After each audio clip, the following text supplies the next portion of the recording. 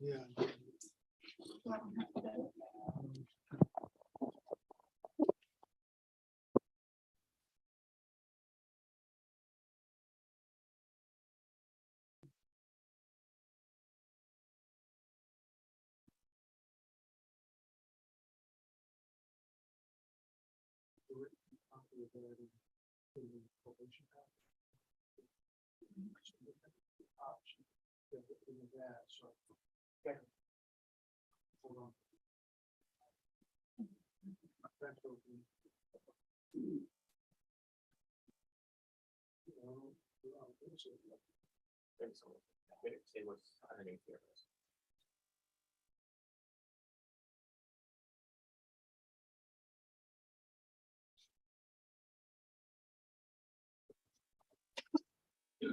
All right, Miss Embry.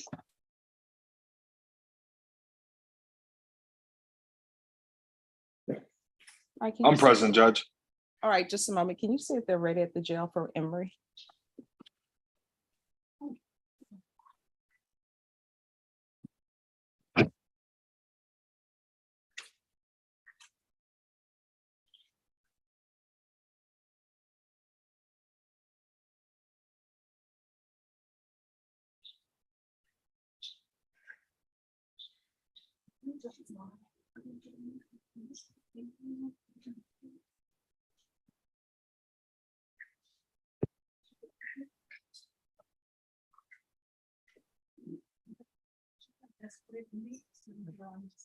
All right. Mr. Simpson, your client will be here in just a moment. Thank you, Judge.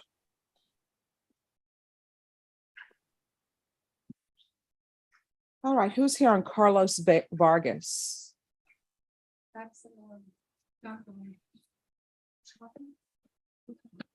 Just file that, and then when they come in, you can give it to me. Rudy Martinez. Just a moment, we're waiting for.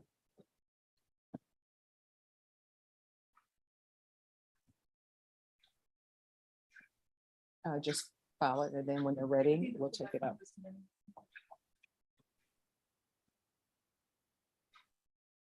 And anyone else who's ready, you just need to get the file from the clerk.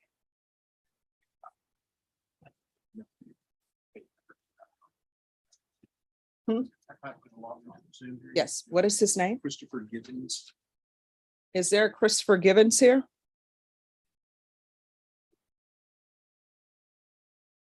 That's the subtotal of the people in the Zoom. Yes. All right, Brent, are you ready? Miss Embry, I need you to unmute. Okay. I'm ready. All right, thank you.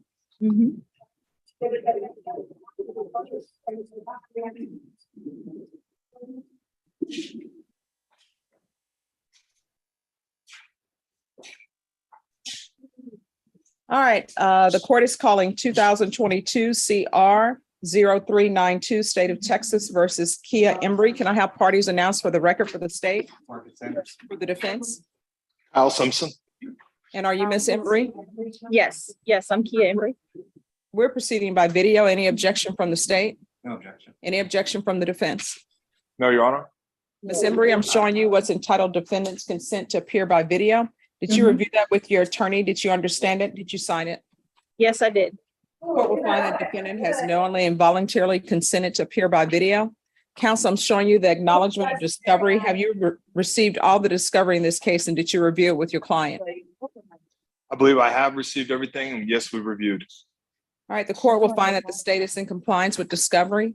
Ms. Embry, I'm showing you what's entitled True Bill of Indictment. Did you review that with your attorney? Did you understand it? Yes, I did. Counsel, do you weigh the reading of the indictment? I do. State, are you proceeding on the indictment as presented? Yes, Your Honor. All right, Ms. Embry, I'm going to show you what's entitled Court Admonishments. Did you review that document with your attorney? Did you understand it? Did you electronically sign it in all the appropriate places? Yes, I did. Did you understand you're charged with the offense of prostitution 3 or more priors as a state jail felony? The range of punishment is anywhere from 180 days up to 2 years in the state jail facility and up to a $10,000 fine. Did you understand? Yes. If you have a plea bargain agreement with the state, the court does not have to follow your plea bargain agreement. If for any reason the court does not follow your plea bargain agreement and gives you more than you bargained for, the fact that you entered a plea will not be used against you, and you will be allowed to withdraw your plea. Did you understand? Yes. Did you understand you have a right to jury trial, a right for you or your attorney to cross-examine and confront any witnesses the state would call, and the right to remain silent? Yes. Did you understand by entering this plea bargain agreement, you were giving up those rights? Yes. And did you intend to give up those rights and enter into a plea bargain agreement in this case? Yes, I did. Counsel, has your client been able to provide you with any defenses to this offense? Yes, Your Honor. Do you believe she has a rational as well as a factual understanding of the charges against her? Yes, I do. Do you believe she's currently competent and was legally sane at the time of the offense? Yes, Your Honor. Ms. Embry, has anyone threatened you, coerced you, or placed you in fear to get you to enter this plea? No. Has anyone promised you anything other than the plea bargain agreement? No. Are you satisfied with the way you've been represented? Yes. Are you a U.S. citizen? Yes. Court will find that defendant has knowingly and voluntarily waived her right to jury trial. Showing you the plea bargain page, did you review that page with your attorney? Did you understand it? Yes. According to the plea bargain agreement, the state is asking that your punishment be assessed at 60 days in the Bexar County Jail under 12.44 of the Penal Code. There are to be no applications. The state will take in consideration grand jury number 763-913, 775-196, night mag number 660729. Did you understand that to be the plea bargain agreement? Yes. Defense, is that the plea bargain agreement? It is. State, is that the plea bargain agreement? Yes, sir. Next, I'm showing you the paragraph entitled Waiver of Appeal paragraph. Did you review that paragraph with your attorney? Did you understand it, and did you sign it in both places electronically? Yes, I did. Did you understand by signing that you're waiving your right to appeal? The only items that can be appealed are written pretrial motions that have been filed, heard, and ruled upon by the court. Did you understand? Yes. Counsel, have there been any such motions? No, Your Honor. Then to the offense is charged in the indictment. How do you plead? Guilty, not guilty, or no contest? Guilty. State, any evidence to support the defendant's guilty plea? Yes, state officer. One in its attachments. Any objections? None. Ms. Embry, I'm showing you what's entitled Waiver and Consent to Stipulation of Testimony and Stipulations. Did you review that document with your attorney? Did you understand it, and did you sign it electronically in all the appropriate places? Yes, I did. Again, did you understand you have a right to jury trial, a right for you or your attorney to cross-examine and confront any witnesses the state would call, and the right to remain silent? Yes. Did you understand that today the state will be presenting evidence in the form of witnesses' statements and police reports, but most importantly, there will be no live testimony? Did you understand? Yes. Court will find that defendant has knowingly and voluntarily waived and consented to stipulation of testimony and stipulations. Court will accept into evidence states exhibits 1 and attachments and review the same.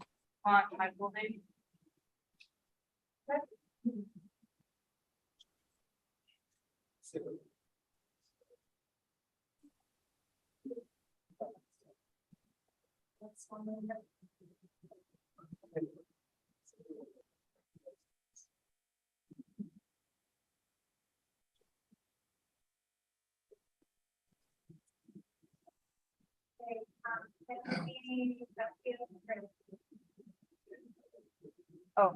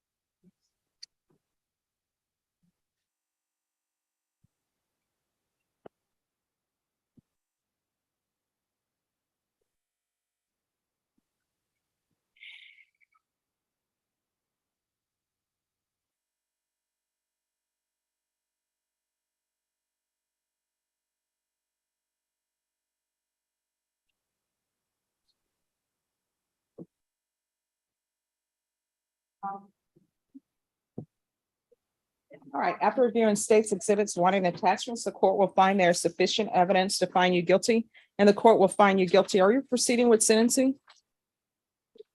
No objection. All right, anything you wish to say on behalf of your client? Judge, I'd like you to follow the plea bargain agreement. All right, the court will follow your agreement, sentence you to 60 days in the Bexar County Jail. Under 1244, give you credit for any time served.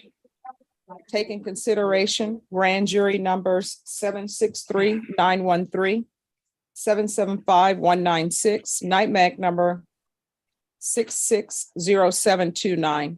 Is this a judgment satisfied? Yes, Judge. All right, and the court will show that the judgment is satisfied. Thank you, Judge. You're welcome. Showing you what's entitled Trial Court Certification of Defendant's Rights to Appeal. Did you review that document with your attorney? Did you understand it? And did you electronically sign it? Yes, I did. All right, because this is a plea bargain agreement, because I followed your plea bargain agreement, and because you waive your right to appeal, you do not have the court's permission to appeal. Do you understand? Yes, And because this is a felony conviction, you're not allowed to own or possess any weapons or ammunition. Do you understand? yes, I do. If you have a question over what a weapon or ammunition is, you'll need to speak to an attorney. You understand? Yes, I do. All right, we're going to go off the record. Miss Embry, how old are you? I'm 37. All right, so here's the thing. You have more of your life in front of you than behind you. But the activities you're engaging in is very dangerous. Have you never seen a Lifetime movie? Yes, I have. All right, you don't want the title of your Lifetime movie to be, driving without a license, because, they always have these weird names. And then somebody does something silly and you say, surely that's not a true story. Then 2 hours later, the screen goes dark and then they say, we now have a law. Don't get a law named after you because you didn't survive your ride in an unknown car. You understand? Yes, I do. I do. All Really. right. Thank you. Yes, thank you. All right. Good luck to you. Okay, thank you. Thank you so All right. much. Bye-bye. Bye-bye. Thank you, Judge. May we be You're welcome. excused? Bye-bye. Yes, Thanks. you may be excused. Thanks.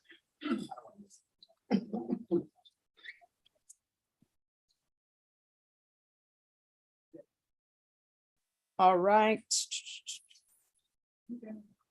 Who is ready?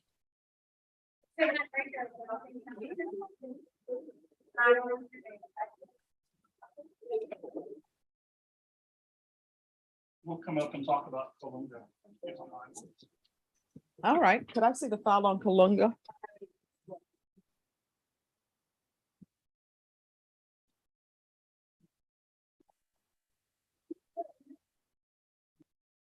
Can you look on the computer and tell me how much time this guy has in custody? All righty. So what is happening with Kalunga?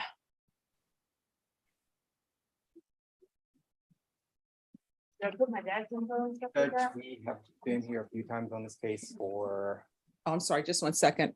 Embry's excused. Okay, go ahead. parole recordings. I still don't have it.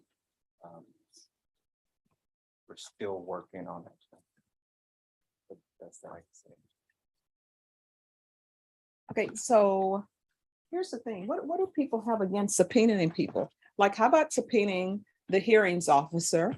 Because I'm assuming he went through a parole hearing. Am I right? He did. Okay, so, My understanding is those subpoenas have been issued at this point. I think I don't want to speak, but I've been Okay. informed that there have been subpoenas issued by the state to assist in getting those documents. well, no. I mean subpoena the hearings officer to have the hearings officer come here, because we keep coming back for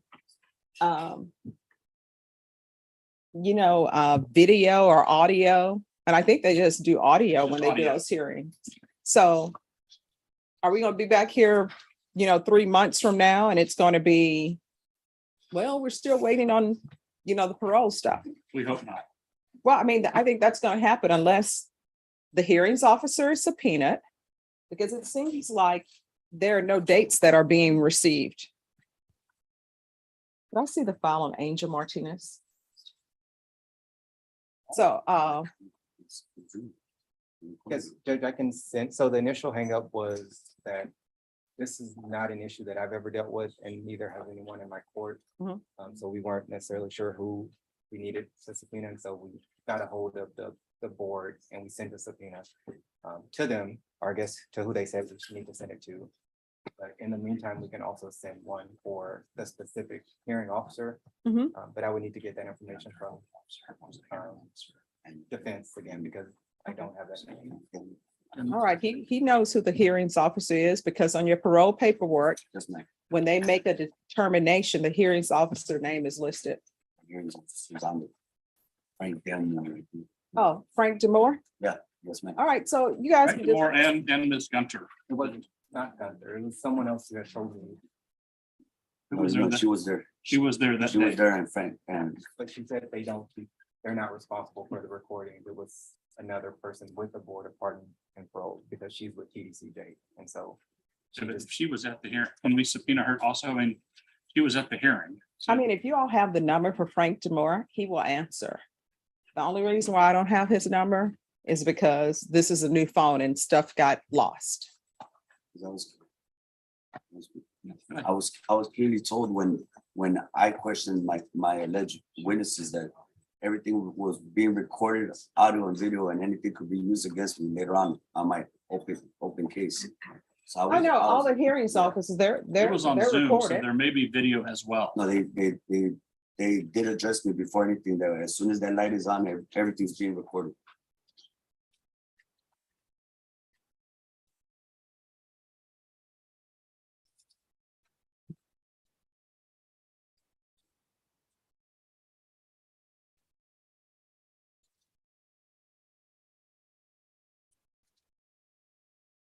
All right. So the only person you need is Frank Demore. Well, See and where it is. since Megan Gunter was present and heard the testimony, I would request her as well. I mean, she's not, apparently she's not responsible for maintaining the audio. But my understanding and in my limited parole experience, the officers also summarize the testimony of the witnesses for their handwritten reports. And she may have done that as well as, so I think there's a custodian of records for the audio recording, but I believe also the officers who listen to live reporting make a written summary of the testimony.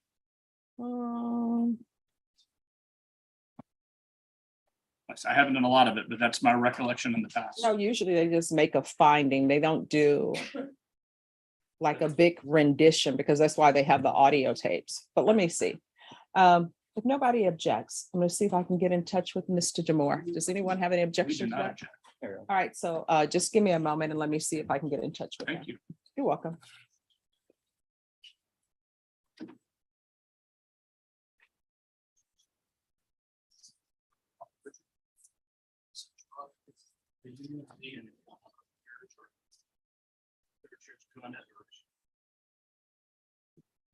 I just got on it.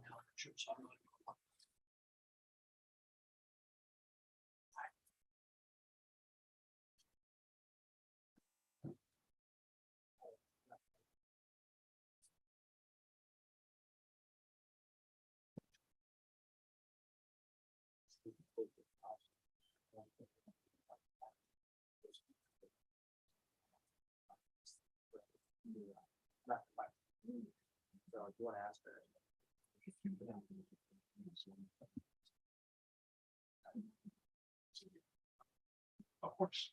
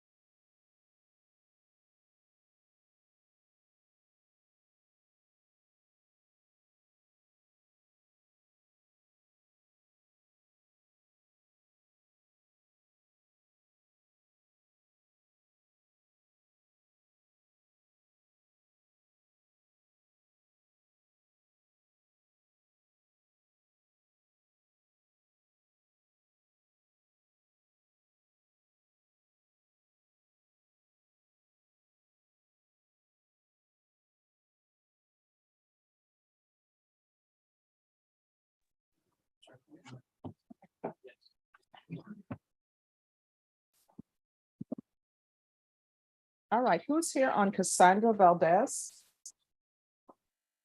Why do I keep having these files and nobody's here? Oh, that's.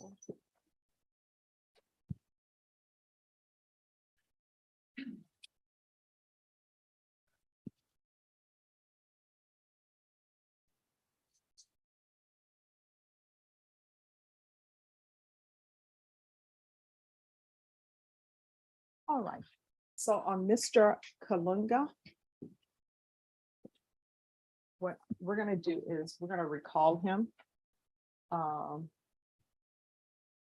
For, let me see.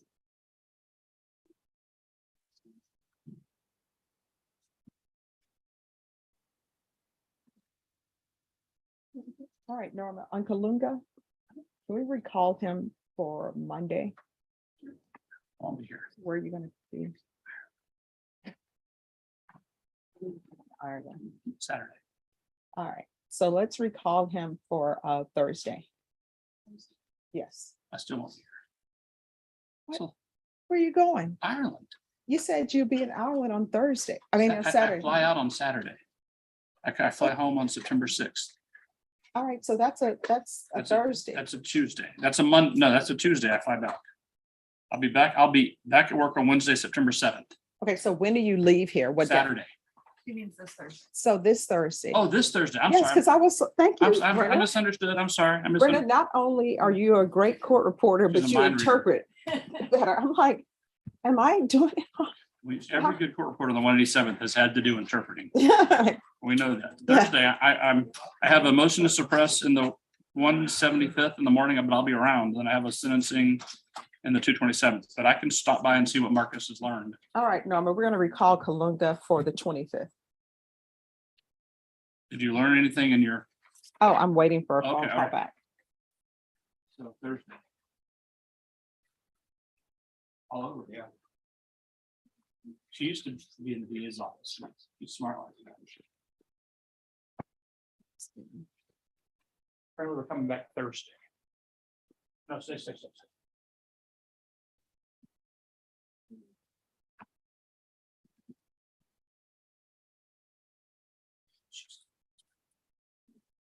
In person.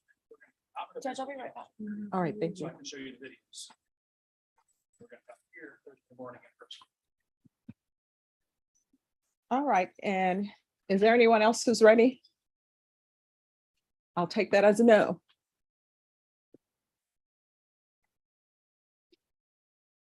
Need Ryan to talk about my client in the hall outside, and then Marcus is conferring on Mr. Rodriguez's cases. Okay. All right, then when someone's ready, let me know.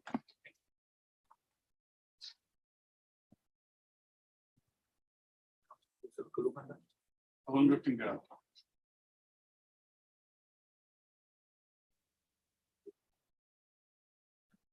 I'll be back. Yes. I'm looking at it right now. Okay. Did I have a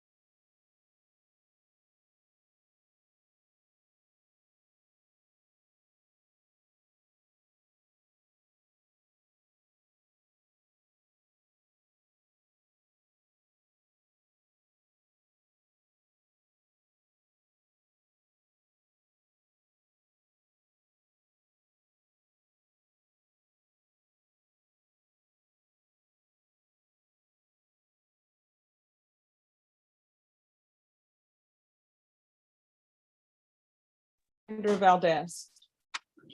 Why does somebody keep putting this file up here and then? She was here, did she come out? Yeah. Oh, she is? Yeah, she's just had, Adam Bond on two cases, but she has a warrant on one. All right. I understand. And who's her attorney? Judith.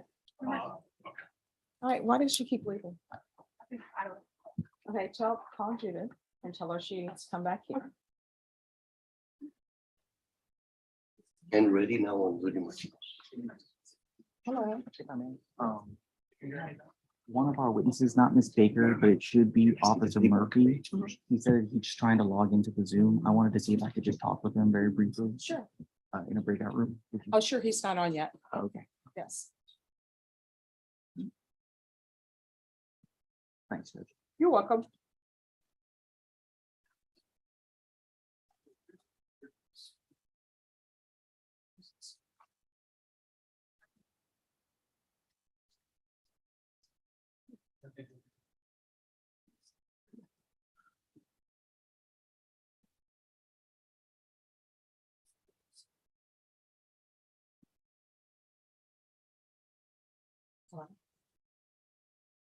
Yes. I just wanted to-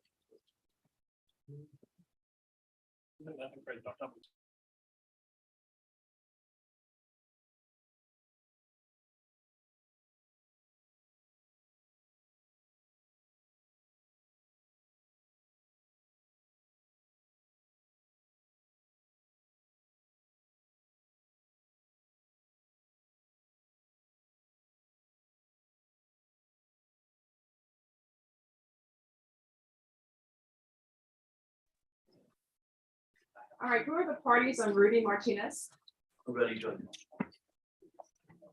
Rudy, come on. All right, the court is calling 2022 CR 3271 State of Texas versus Rudy Martinez. That party is announced for the record for the state, Marcus Sanders. for the defense. Scott McCrum. All right, are you Rudy Martinez? Yes, are you Rudy Martinez? Yes, ma'am. All right, you entered a plea on July 28th of no contest to aggravated assault with a deadly weapon. The court found there was sufficient evidence to find you guilty. The court deferred finding you guilty. And you had applied for deferred adjudication. According to the plea bargaining agreement, punishment is to be assessed at a cap of 6 years. There's a $1,500 fine. The state opposes your application for deferred adjudication, and they're taking 2 cases into consideration. Have both parties had a chance to review the PSI report, state, Yes, Your Honor. defense? Yes, Your Honor. All right, state, any objections to the PSI report? No, Your Honor. Defense, any objections to the PSI report? No. All right, state, do you have any witnesses? No, Your Honor. Defense, any witnesses? Yes, please, Judge. Angelique Martinez. All right, Ms. Martinez.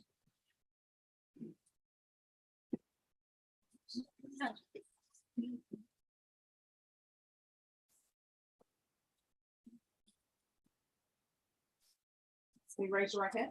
You solemnly swear or affirm the testimony you give will be the truth and nothing but the truth, so help you God? I do. All right, you're gonna have to speak up. Can you lower your hand?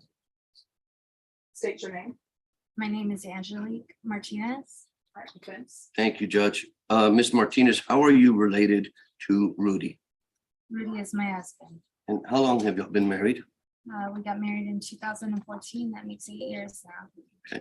There was a young, I believe 12-year-old when this happened in the vehicle with Mr. Martinez named Cyrus. Who is Cyrus Martinez? Cyrus is my daughter. It's his daughter, His daughter, biologically? his biological daughter. Does she live with y'all in the home? She does. Is she your biological daughter?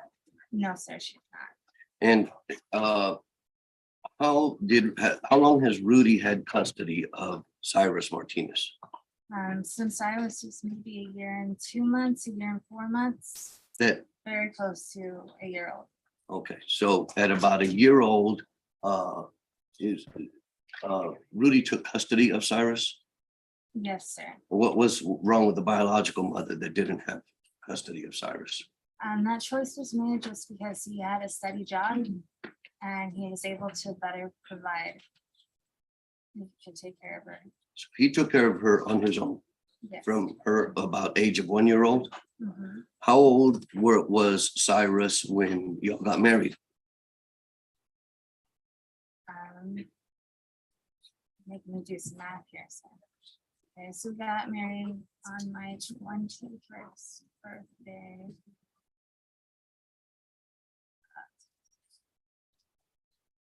She's maybe 6 or 7. And so from her age of 1 year old to her age of 6 or 7, is it fair to say Rudy raised her or was raising her by himself? Yes, it's fair to say that. Was her mother a part of her life that you know of? Not often. Has her mother been a part of her life since y'all have been married? Not often. And so Rudy was the main influence in raising Cyrus from the time she was 1 year old. Is that fair to say? That's fair to say.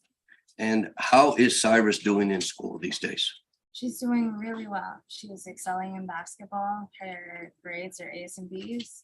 She has many friends.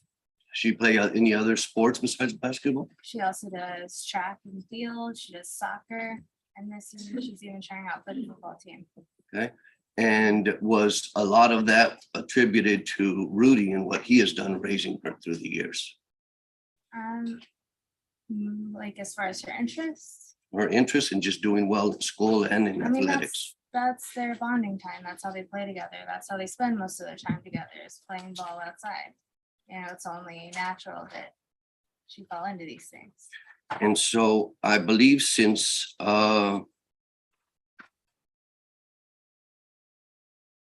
this offense occurred in July of last year, which is a little bit over a year ago. Yes, And Rudy's been on house arrest since then, correct?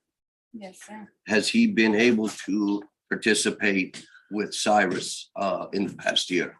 No, he hasn't at all. How has that affected Cyrus and Rudy? For both of them, it's been devastating. Rudy is Cyrus's #1 cheerleader. That's who she wants to be there. He's always been at her practices, at her games, at any function. In the stands, cheering her on. You know, you can hear him above all the other parents. Does he ever miss any of her activities or games No. or something? To let me finish answering, Sorry. asking before you answer. Does he ever miss any of her activities, games, practices, any involvement whatsoever because of his own interests? Absolutely not. She is his greatest interest. When this incident occurred, I'm sure they talked to you about it. The incident that he's charged with here. Yes. Cyrus and Rudy talked to you about this, correct? Cyrus and I haven't really talked about it. Rudy told me more or less what happened.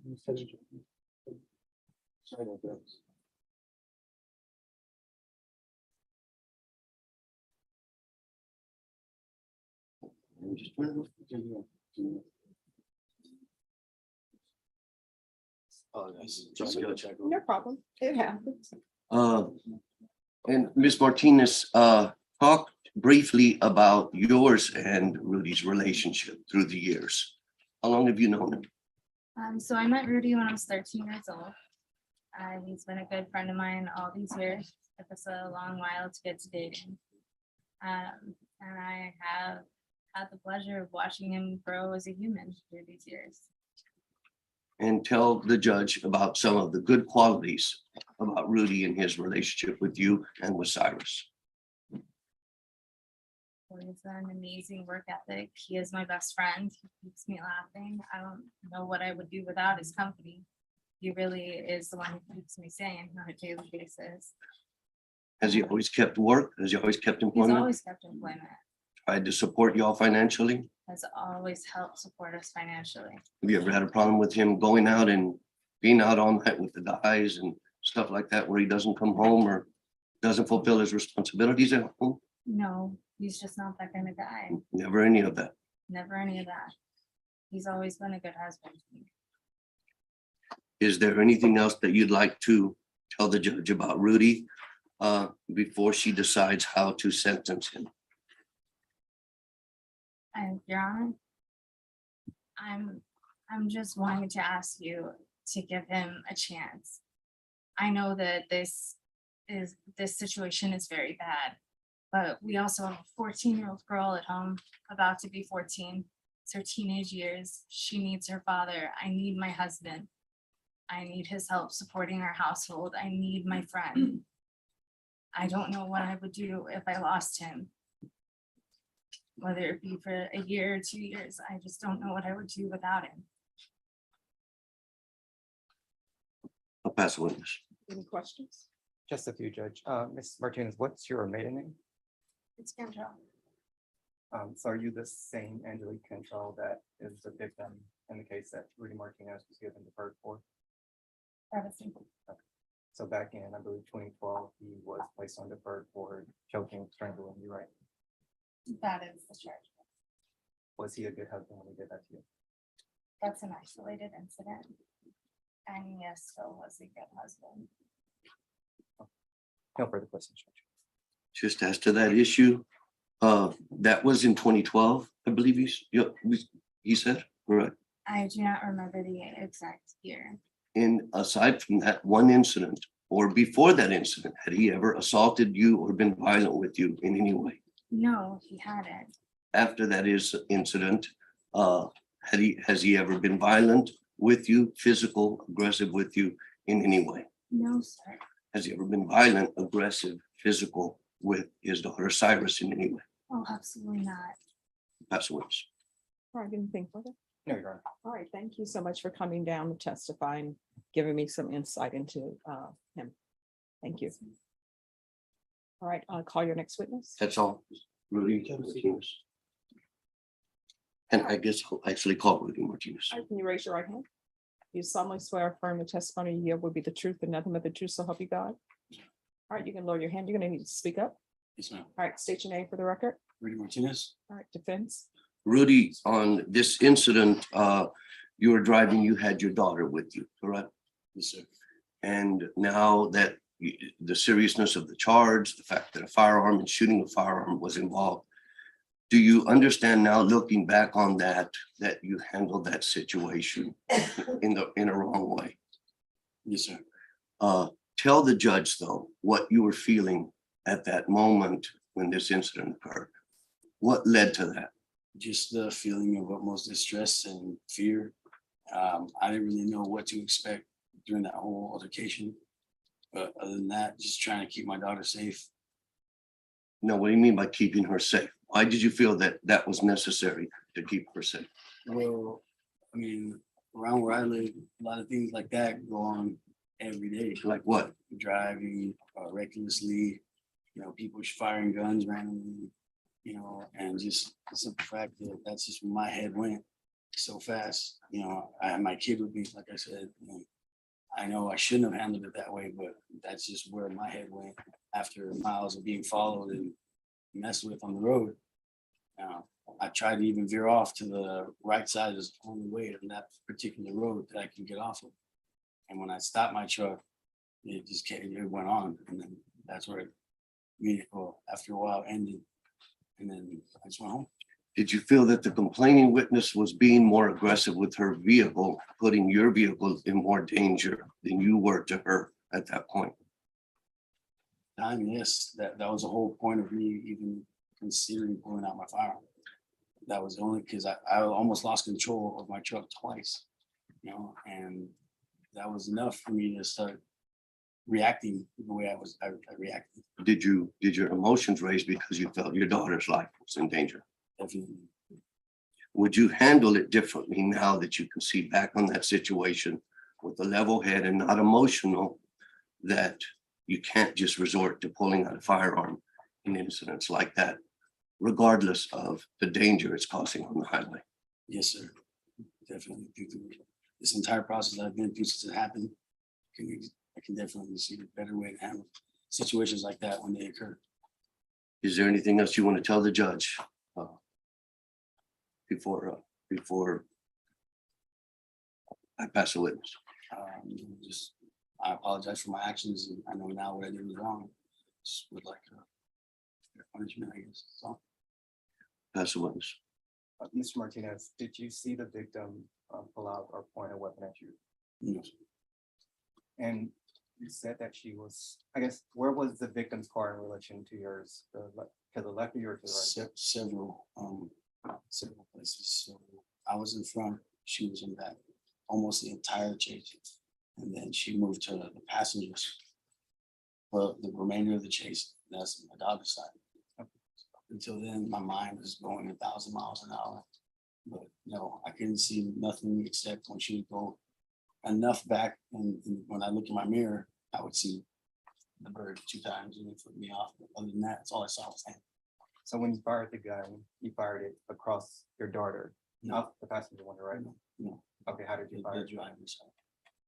So how did it hit her vehicle if she was on your daughter's side of the vehicle? Because we had parked. So off 281, there's access roads that you can leave to and go somewhere else. There's also like a median, if you will. If something happens to your vehicle, you can put your car there, you know, people can continue to drive. Why did you park if you felt that you were in danger? Why did I park? To see if she would keep going. At the time, again, for the record, I didn't know that this was a female, if it was a car full of boys or one pump or whatever. I didn't know who was in the car. That's my point. I was hoping that they would just leave me alone because 2 times, really bad, I almost lost control. And the second time, I was able to notice the traffic So veer away Mr. from me. Martinez, did you call the cops? No, I was trying to get my phone. I couldn't get my phone because it went under my seat. So you couldn't get your phone, but you could get a gun. My gun was closer to me. And then, so the officers determined that the bullet went from the back of the vehicle, back right to the left. So how can you explain that if she was following behind you the entire time? When I had stopped, she kept going, proceeding on the access road that lead off the highway. Okay. So after that, that's when I had discharged my weapon. So when she was driving off is when you shot her. No, she wasn't driving off. She was parked. I was, she stopped and I stopped. You know, nothing happened. Now, this is seconds of me thinking my head's going 1,000 miles an hour. Like I said, I have my kid in the car. So that's when I discharged my weapon. When we were both stopped. She wasn't driving. I had a driving car. That's not. How many shots did you fire? One round on this vehicle. All right, we'll pass witness. Nothing further. I have a question. Well, I have several questions. My first question is, since you had the prior choking case, which was a family violence case, and I'm sure there was an affirmative finding of family violence in that case. And with an affirmative finding of family violence, you're not allowed to own any weapons. Let's start with, why did you have a weapon even though you were not supposed to have one? Oh, I didn't know I wasn't supposed to have one. It had been years already since that happened. And I didn't know that I wasn't able to have firearms. Then my other thing is, I always read the stipulations very well. And I always read the PSI report before sentencing. One, I reread the steps just to refamiliarize myself with things. And then, of course, I always read the PSI. And this is what the PSI report says. And it says almost the same thing as the stipulation says. They contacted the victim and she provided a statement. She stated a vehicle driven by the defendant cut her off while she was driving her vehicle. Because of this, she honked her horn at the defendant and she flipped the finger at the defendant. The defendant became very angry at her and the defendant began waving a handgun and then shot the handgun towards the ground. After the defendant shot the ground, she exited the highway and the defendant shot at her again. She was very scared because the defendant could have shot and killed her. The defendant did shoot her car one time and she has a bullet hole in her car. Now, that's from the PSI report. And this is the narrative from the stipulations. While on uniform patrol, I was dispatched to the above listed location for a shooting in progress. Upon arrival to the location, I contacted the victim alongside Officer Sanchez and asked her what occurred. The victim stated she had just got off work and was heading home going southbound on US Highway 281 North. Victim stated when she entered the highway, suspect, that's you, had cut her off and he and the victim began to flick each other off. Victim then stated the two began to yell at each other through each vehicle's windows. Victim stated suspect then began to drive aggressive and show signs of road rage. Victim stated suspect then began to drive in the right-hand shoulder, pulled up to the right of victim's vehicle, brandished a silver firearm and shot at the ground one time. Victim then stated she took Warsburg Parkway, Nakomi Rhapsody southbound exit from 281, and suspect continued to stay on the southbound main lanes of US Highway 281 North in the right-hand shoulder. Victim stated suspect then brought his torso out of the driver's side window, extended his arm with the firearm and fired what victim believed to be 3 or 4 shots at victim, with one bullet striking the back driver's side panel of victim's vehicle and exiting the opposite side of the back right wheel well. Victim then stated she continued down US Highway 281 North southbound access road, immediately entered the highway at the next available entrance ramp and continued to drive to the reported address. After gathering the incident details, I viewed where the bullet made entry on victim's vehicle. So I'm trying to figure out what is your issue, because I don't know how flipping people off, and people can be mean when they drive, because people don't realize your goal in driving is to get from point A to point B and get there alive, and hopefully everybody else gets there alive. And guess what? When you get there is the time you were supposed to be there. So whether you need to be somewhere at 2 p.m., if you get there safely at 3 p.m., then that's fine. So I don't understand how flipping each other off or throwing the bird or whatever was doing, how that results in brandishing a gun. And based upon what I'm reading, and it doesn't matter to me if it was a female or male in the other car, but based upon what I'm reading, you knew there was a female in the car, because based upon this, you all were jawing back and forth at each other. That's what's false. Okay. Right? There's no way we could talk to each other. There was no way in that traffic. And Okay, then she said, when I say talking to each other, I know you all are not, hey, how's your day going? Or, forget you or whatever. But I know that when people are driving and they're angry, people can tell that you're shouting at them. You may not know what's being said. I'm sure people were shouting profanities. So I'm not saying there was a conversation where you got the noun, the verb, and the adverb and the adjective, and it was a complete sentence. But from what I'm reading, there was shouting going on. And you're saying no. I mean, she was behind me the whole time. I wish there was camera footage that I was told that was out, but I mean, if there was camera footage, you could see that she was behind me the entire time for miles, and then got onto my daughter's side, which I tried my best to speed up and maneuver or do whatever I could to get her on my side. It wasn't happening. You know what I mean? And I didn't cut her off at that specific light to keep going straight. There's only a one lane to the left for everybody else that wants to take that lane and get off and get on 281. She was on her freaking phone and didn't go my truck is a huge 1500 truck. It's huge. It's at least 2 of her cars. And you were upset that she was on her freaking No, phone. no. Was not upset at all. I was having a very good day. All I did was went around her and proceeded to go. That's all I did. I just went Because around she her was on her freaking phone. and proceeded to go. I just took the light because it's a very. But good it was light. because she was on her freaking phone. That I could see. I mean, I know that ticks some people off. Sometimes I see people driving and they're on their phones and I'm like, you need to be paying attention to the road, but I don't flick them off. I didn't honk at the lady or nothing. I just went around Okay. and went through the light. Then she honks at me because we're at a still. Her car is in the intersection, but we're moving. It's just her car's now in the intersection. But as we proceed to get off the ramp, that's when the honking starts. I see her flipping me, I flip her, and it just went from there. You see her flipping you She gave me a devil bird. and then you flip her. Yeah. So you knew it was a female because you No, saw her. I only saw her hands. That's all I saw was hands. Okay. I couldn't see nothing else but hands. All right. Again, not that it matters that it was a female or a male. I'm just trying to get a clear picture of where you're coming from.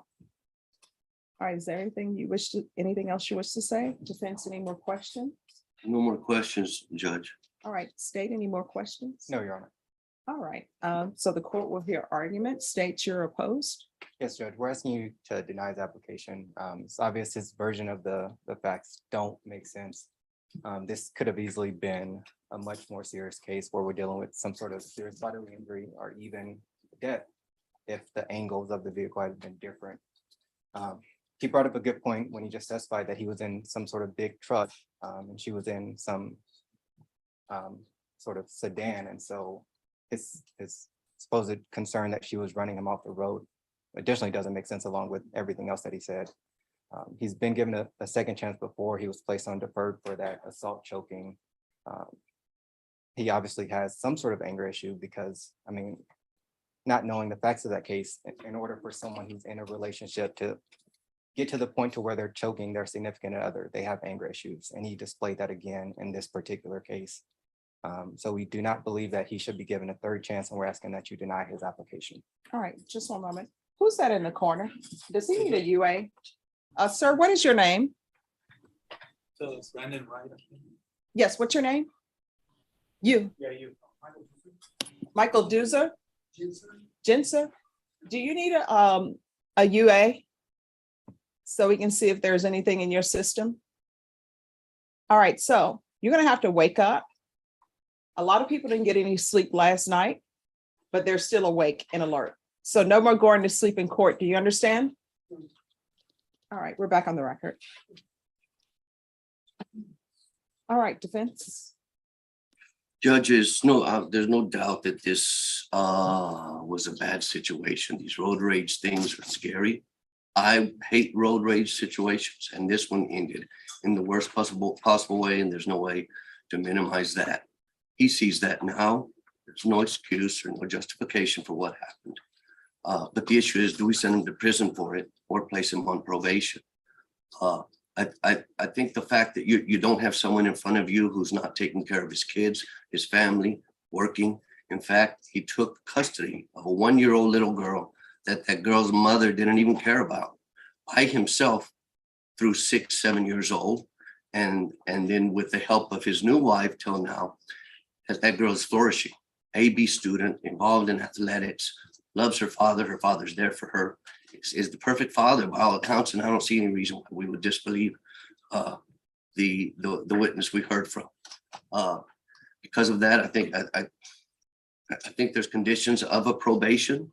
Making sure that addressed this anger issue that he would have. Maybe a psychological counseling. There's in the pre-sentence report you've seen with this bipolar issue that may be some medication. But there's more use to society outside with his family than there is to lock him up. And I think there's things we can do to protect ourselves from him doing this again. It's been 10 years since that other offense. He shouldn't have any offenses, I don't, but still. It's not like he's picking these up every year. It's not like he's up to no good. Smokes marijuana, but other than that, no drug history. He's not a drug addict, not picking up DWIs. I just hope that we can see to keep him with his family. He works every day, and he's sorry about what happened. Fortunately, no one did get hurt. If she would have gotten hurt, different story. It's alarming, I know, Judge, but I hope we can see to it that it's not a prison case right now. He'll be on a short leash. This court, I know, especially if he messes up, there's always that as a future consequence. All right, Mr. Martinez, I'm going to deny your application, find you guilty, sentence you to 4 years in the prison. There's a $1,500 fine, time and money to run concurrent, taking consideration county court cause number 664-677, 664-679, give you credit for any time served. I'm going to show you what's entitled Trial Court Certification of Defendant's Rights to Appeal. Did you review that with your, and I'm sorry, there's an affirmative finding of deadly weapon. All right, I'm showing you what's entitled Trial Court Certification of Defendant's Rights to Appeal. Did you review that with your attorney? Did you understand it? Did you review it and understand it? Yes, sir. All right, because this is a plea bargain agreement, because I followed your plea bargain agreement, and because you waive your right to appeal, you do not have the court's permission to appeal. Do you understand? All right, good luck to you. Judge, we haven't victim impact statement.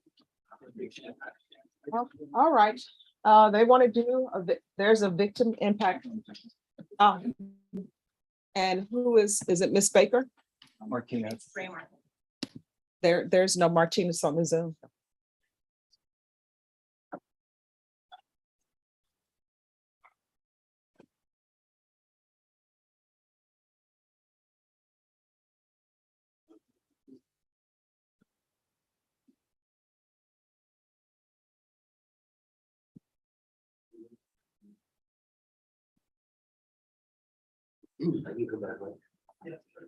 All right, and could I see the Junie Wimmert's file?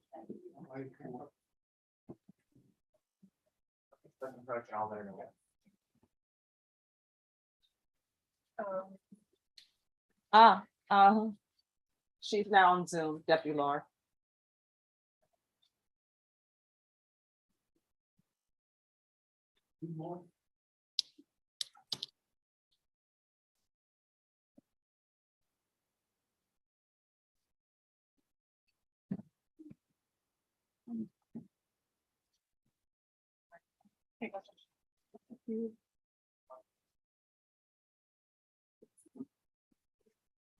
Did you see on there? Yes.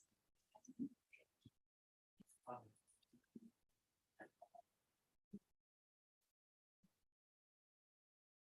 right, Ms. Martinez, just give us a moment. Is your audio working? Ms. Martinez, is your audio working?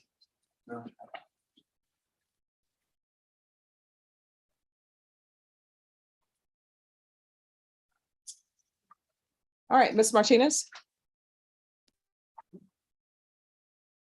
All right, I don't think her audio is working, so it appears that we may not be doing a victim impact.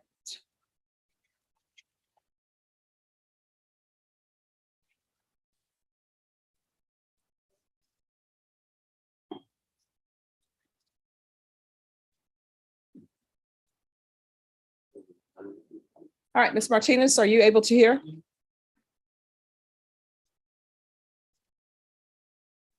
Okay, hello. Hello, everyone. All right, hello. We're ready if they're ready. All right, just give us a moment.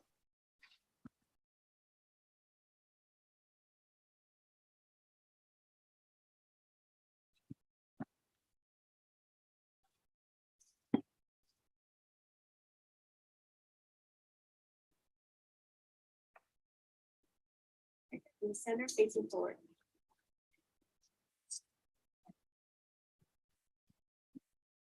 All right, you may begin, Ms. Martinez. Thank you all for inviting me to be here today. I actually did have a hard time coming in, so I do appreciate you reworking with me with that. I didn't realize how much this was actually going to impact my life. I do want to say thank you though, because it did change me. It clearly taught me to be better and to not do things like that. I'm sorry if that's hard for you to hear. Clearly you don't want to look at me when I say that. So I understand how hard it could be to own up to things, but I do wish you well and I do hope you the best. At the end of the day, I know people only do things because they could be hurting or they could be going through something. So if you are, you're in my thoughts and prayers. Again, I didn't realize the impact this was going to have on me, but it has made my life a lot better because of this incident. I quit my job because I did not feel safe going over there to that side of town. But because of that, I was able to get a better position and I'm working in a higher remote company and I'm making more money than I ever have been. So again, I do appreciate the things that you have done for me. I'm sorry for the things that you're going through. Again, I actually had a really hard time making it here today, but because of the actions that you made and the support that I have at home and the support that I have through my loved ones, they did encourage me to be here. So I do wish you well and I do wish you the best. And again, I appreciate you guys taking the time to allow me to be here as well. Thank you.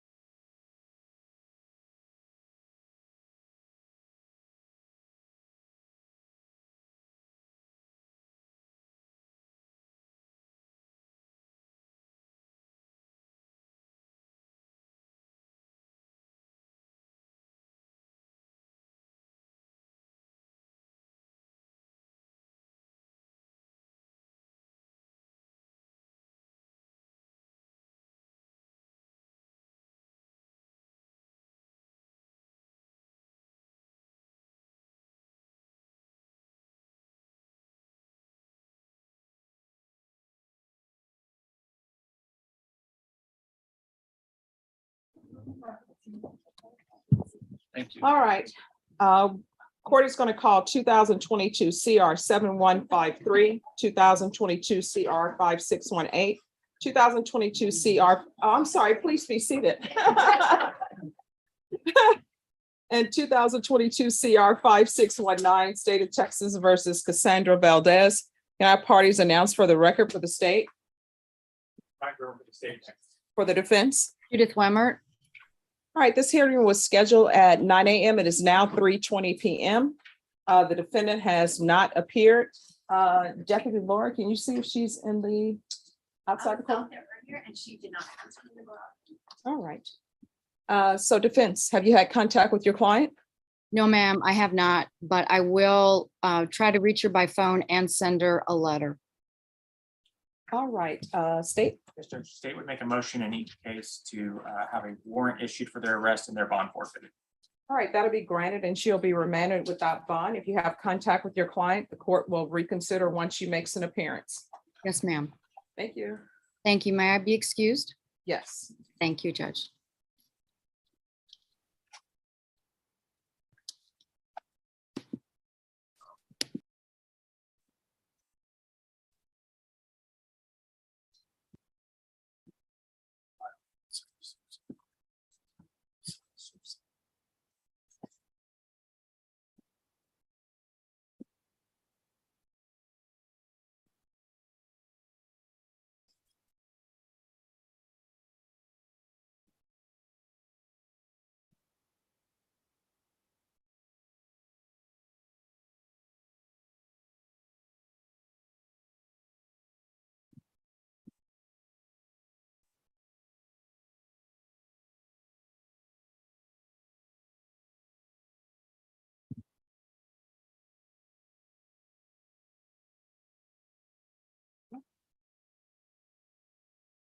All right, who's here for Ruben Rodriguez? I will be.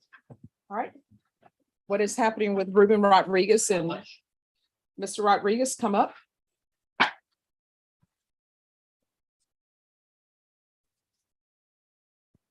me see what page Mr. Rodriguez is on. All right, so what is happening with Mr. Rodriguez's case? Judge, on behalf of Mr. Rodriguez, I'm relatively new to the case. I came in as an assistant to Richard to help out, and I've had a chance to have a jail visit with Ruben. We've discussed the case today. I had a chance to discuss with Marcus their view of the facts. They're a little different. So I'd like to have a chance to review now the body camera stuff with my client, and then to consider the offer that Marcus gave us, or perhaps make a counter offer. All right, so Ms. Ferguson, Mr. Bonk should be put on this case as first chair. Please. And then I'm gonna do a 30-day reset. You all will need to confer off docket about an offer. Yes, And Judge. then we'll come back in 30 days. Okay.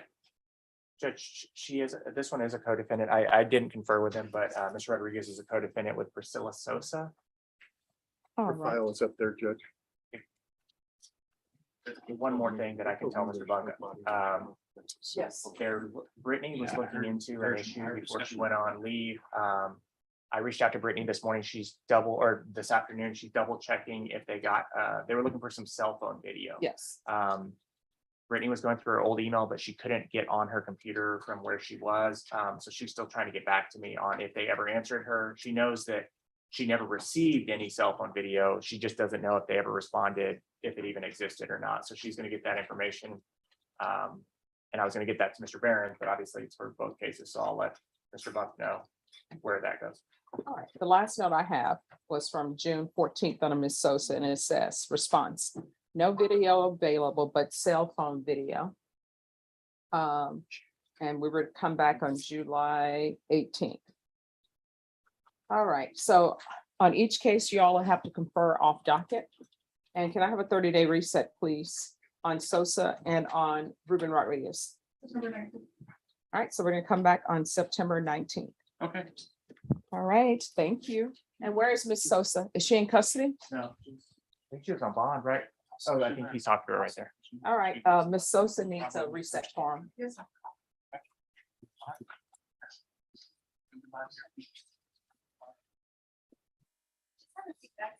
Wasn't there. Thank you.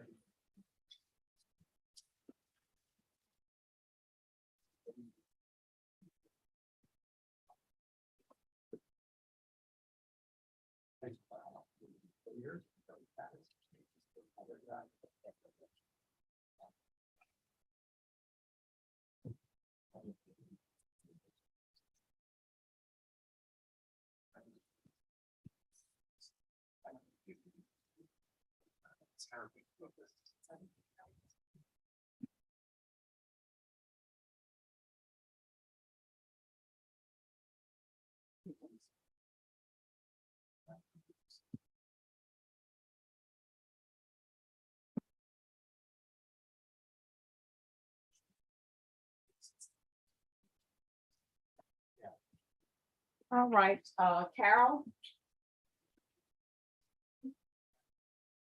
Mr. Bont, Joshua Carroll. Joshua Carroll, yes. Excuse me, ma'am.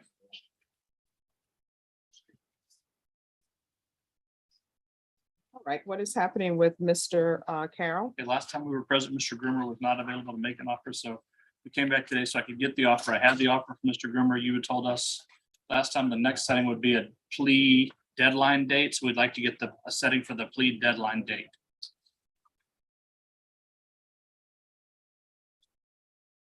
All right, Ms. Ferguson, and this come back on the 19th as well? Yes, sir. Okay, Ms. Ferguson will give you a reset form. okay, thank you, Judge. Have a You're welcome. sign this, we can go. I think that's all I have. No, you have right. Right, we already did that. We did that on the Zoom before lunch. You reset it to September, I think September 19th. Can you check? He was the young man on Zoom. And Ah. Michael Villarreal talked about a new case maybe, and Okay. All right, got it. There you go. but I still would like to talk about RC when you have a minute or 30 Okay. seconds or. Just give me a moment.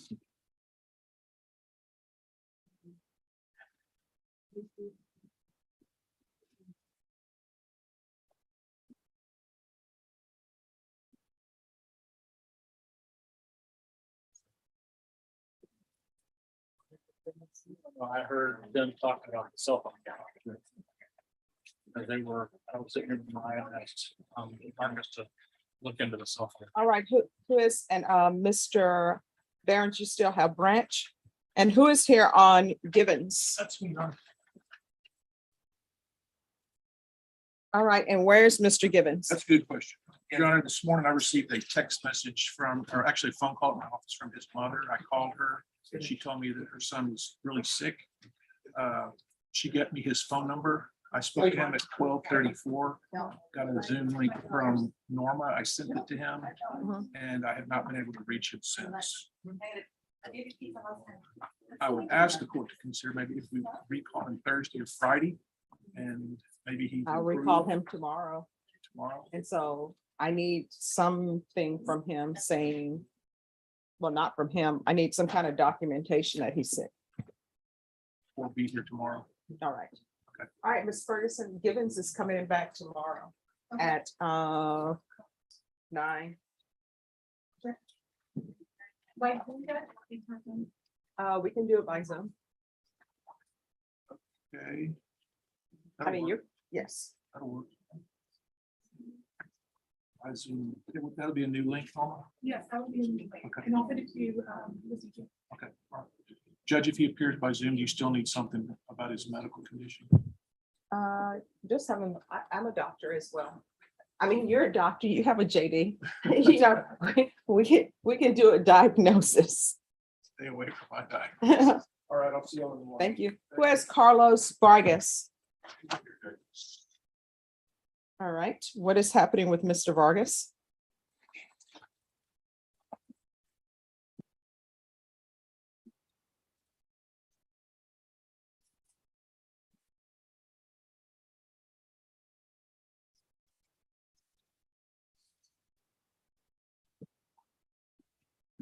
And what has happened to the cases that are in impact? Everyone is here. I said, what is happening with the trials in impact court? Everyone is here. Oh, they're on call. It's part of their trial now. Okay.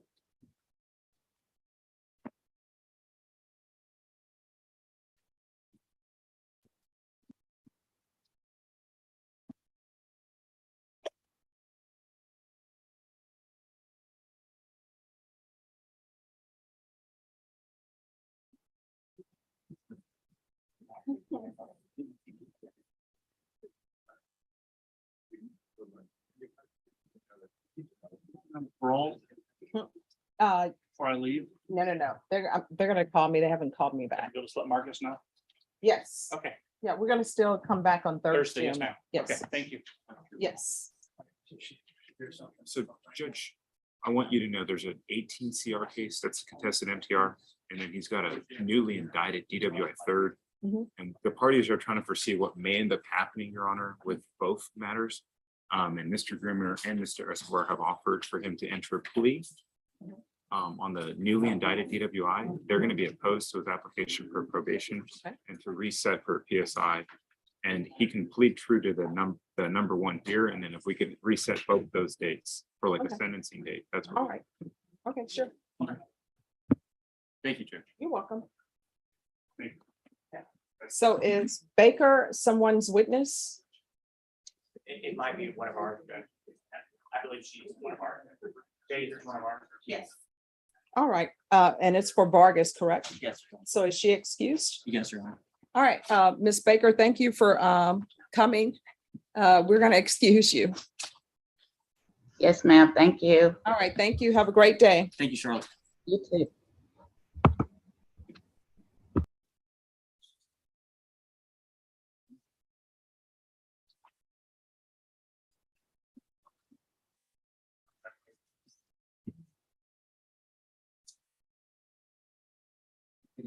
And then Norma, just RC Chris has already been set, so I don't understand this need to talk about what we're doing with it. It's been set for trial, correct?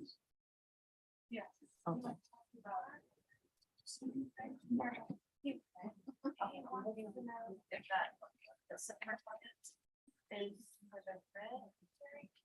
No, the writ has already been ruled upon. Okay, that's what he wants. Okay, all right. Well, he said.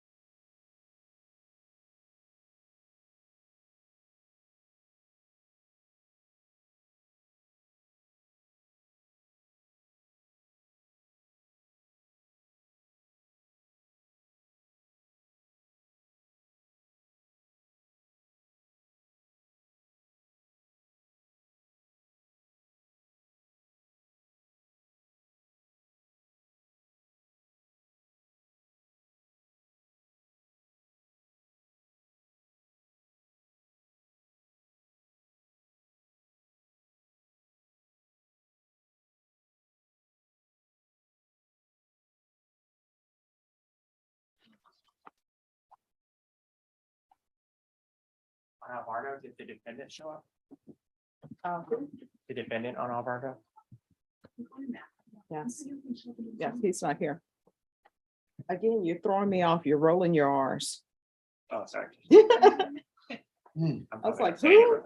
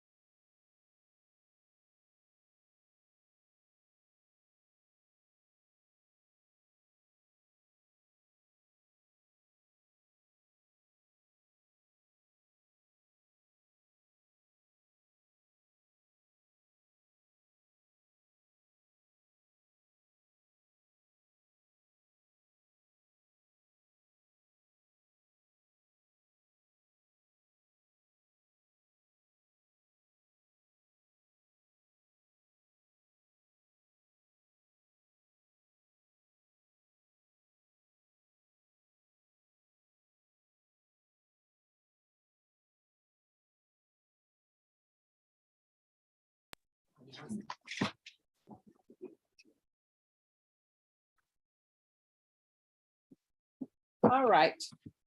Court is calling 2022 CR 2951. Dated, sorry, just one moment, everyone.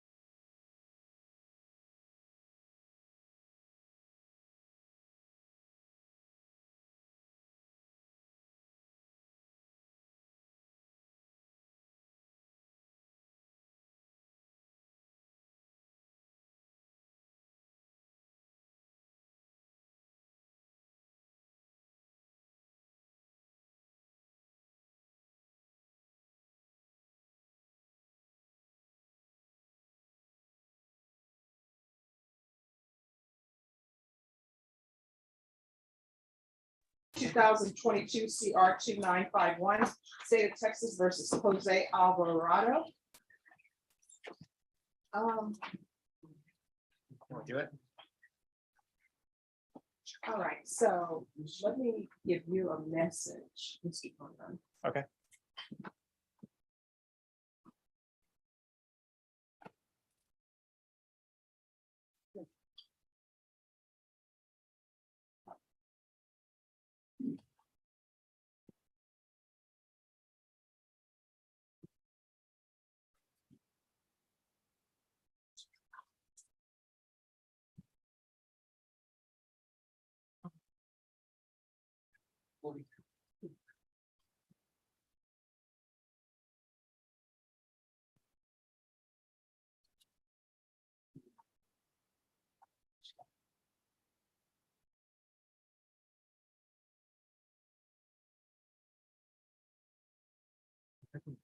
Yes. All right, everyone, just give me a moment. Right, we are getting ourselves. Meet me, please. Meet me. Thank you.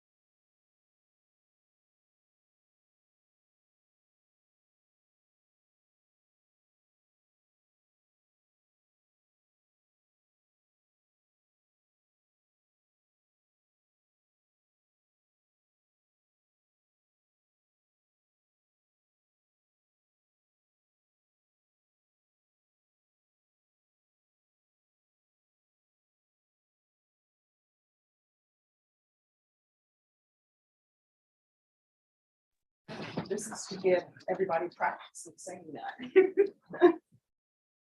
All right, so we're back on the record. Court is calling 2022 CR 2951, State of Texas versus Jose Alvarado for the state. Ryan Groomer for the state of Texas. All right, this hearing was scheduled at 9 a.m. Then it was recalled for 2 p.m. at the request of the defense attorney, and the defendant is still not present. Deputy Laura. I went outside, Your Honor, and there's no one in the hallway. All right, state. State would ask for a bond forfeiture, judge, and ask you to issue a warrant for his arrest. All right, he'll be remanded without bond. The bond forfeiture is granted. Thank you.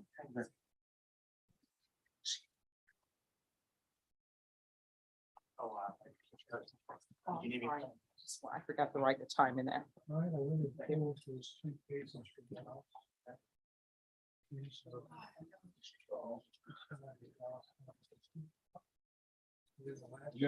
Yes. About Sean Branch.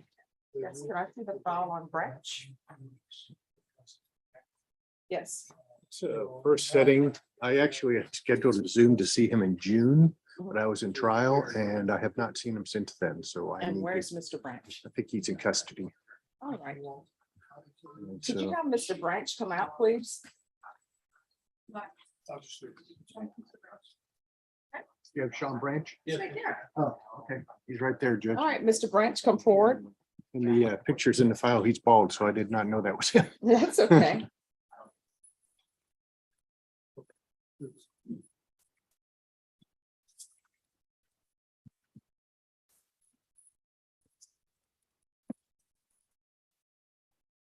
All right. So on Mr. Branch, is there any outstanding discovery, state? I don't believe so, Judge. I'm sorry, this was a case that Michelle is on, but in speaking with her, I don't think she indicated to me that there was anything missing. So there's no CPS records or anything of that nature? Okay, Judge, I'm sorry, if you give me a moment, I can ask Michelle. Okay. She's in a pretrial right now. Oh, sure, no problem. Do you know if Child Protective Services is involved? I only know what I saw in the file today and I didn't see any reference to that, but Who's the alleged complainant? What is the alleged complainant's relationship to Mr.? daughter essentially. All right, so I'm sure there's CPS records. Yeah, well, she's 18 now, so I'm not sure. We'll see. Okay. All right, Ms. Fergus, can I have a 30-day reset for discovery on Mr. Branch? Yes, we can do. Good. All right, we're going to come back on September 19th. So if there's CPS records, let the court know at that time, and we'll make sure you have it. And I had set up this to see him a while back. All right, who is in the box? That's.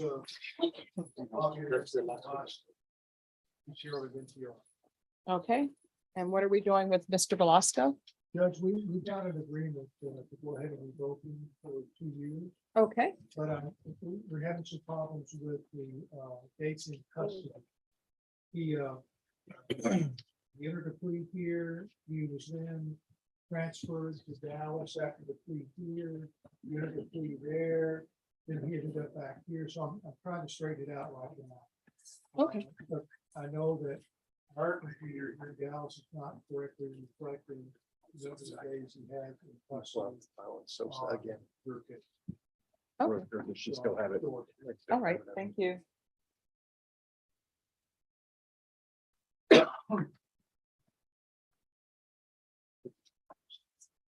Twenty-one, 20 I guess it's 2021, 21.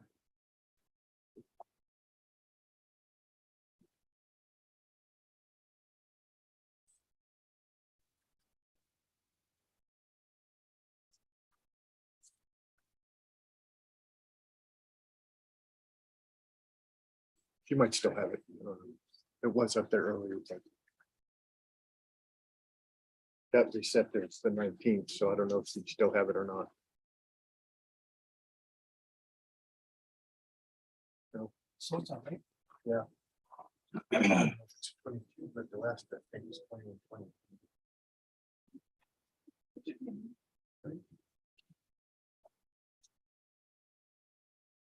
Oh. Thank you, sir.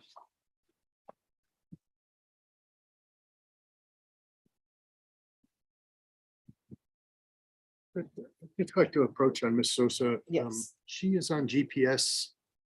We had filed a motion to modify, and I think she was allowed to go to work, and she is being allowed to go to work. She works overnight and works 10 to 12 hours, but she's not getting any time to do her personal things like shopping and so on. Do I need to file a motion to ask that Yes. court consider Yes. reducing or I just removing? filed the motion and see if the state is in agreement with it. If the state is in agreement with it, then I'll sign the motion. If not, we'll have a hearing. on it. Okay. Thanks. Dr. Ryan. Sure. So remember we had to issue.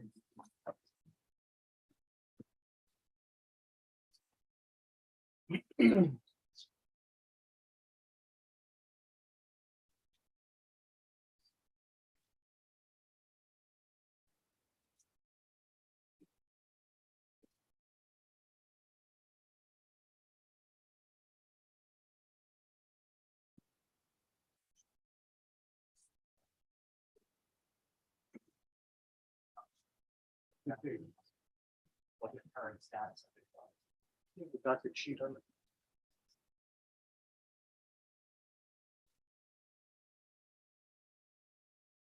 Let's see if any references there are to the GPS thing.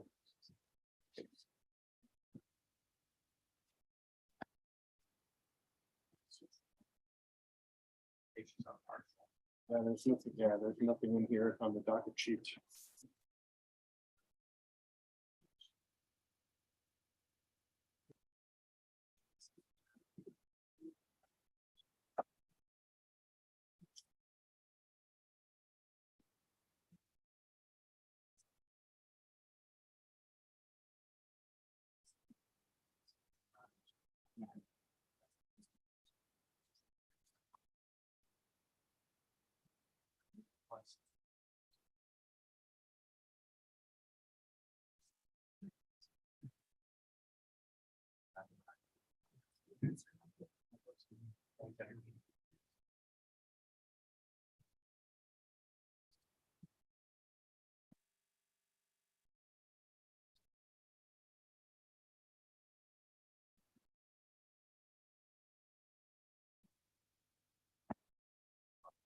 By the time we got into it.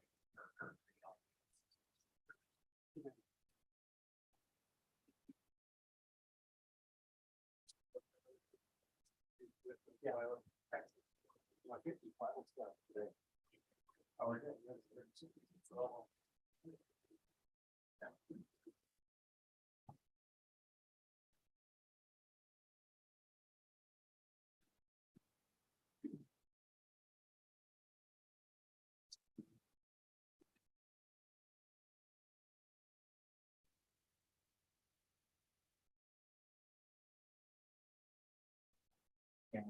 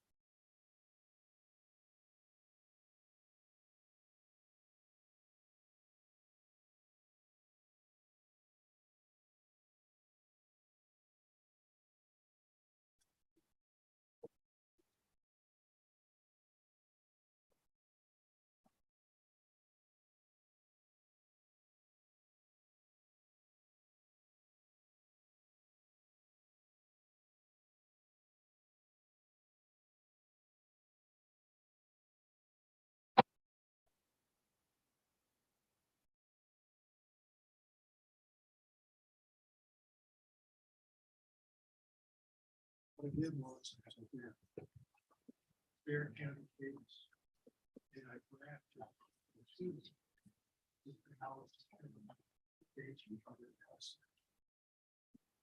So this is your Bear County case. It tells you what your event date is. Judgment date. Or more importantly, what happened. What is the future? So here it says. Future says that you're pouring your house and you're gonna need your house, and there's gonna be a vote. You're gonna need to cause a, you're gonna need a kayak or a boat to get to work, okay? You're gonna have to go going downstream. Yeah, look, it's gonna be hitting you, doesn't matter. There's no bubble protecting you this time, girlfriend. No. You're just gonna leave me stranded? No, you're gonna be stranded. You can be in your house. You can have River with you. River's the one. River's the water dog. She likes the water. You see? It's coming. And see, it's actually, it reaches up to 353. So it's coming. Right there. You see? It's coming. Judge, did you watch the radar? It's coming. Yeah. Oh, yeah. Really coming. It's really coming. Especially like the north side, I think. Uh-huh. It's gonna come. Well, Steve, you know what? We asked for that and we got rain. We should all just rejoice in the rain. Brenda's gonna need a boat just to come to work tomorrow, Judge. Although I will say this, at the HEB, they did have magazines on, free magazines on what to do if there's a tornado. I don't know if they're trying to tell us something, but I've never seen that at the HEB before. You didn't take that opportunity to learn free information. That only one. Oh, let me just tell you, I took, you know what? Not only did I take that as an opportunity, I grabbed a couple for my neighbors because that's how I am. And I went to my next door neighbor. I said, this is there. And, you know, of course, he's like, maybe they just had extra and they were trying to give them away. I said, I'm not giving this to you then. I'm giving it to Nipa. So I gave it. So my neighbors are prepared. You know how I'm prepared to. What? Tornadoes come in, and when it rains, go hold on to the line. So was that, was the tornado with Wizard of Oz? Yeah. You never know. May get some ruby red slippers out of it. But Glenda was not a good witch. That's a whole nother debate.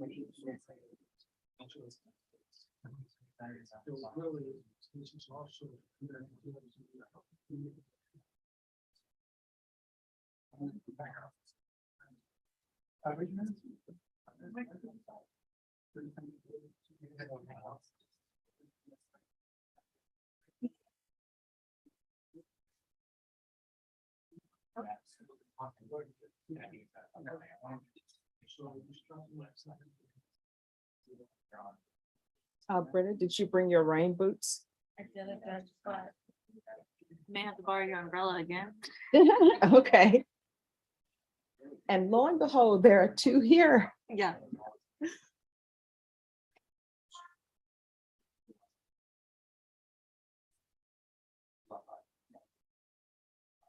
Is the panel coming early tomorrow? Let me see. Well, we don't, what are we trying? That's what we're gonna have to see what that is and who it is, because then it may be. Yes. Now you're. I mean, well, not necessarily. We do have that other jury out. Yeah.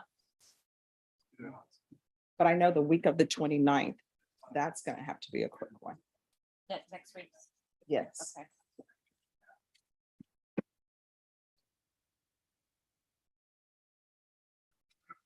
All right, are the parties here on Vargas?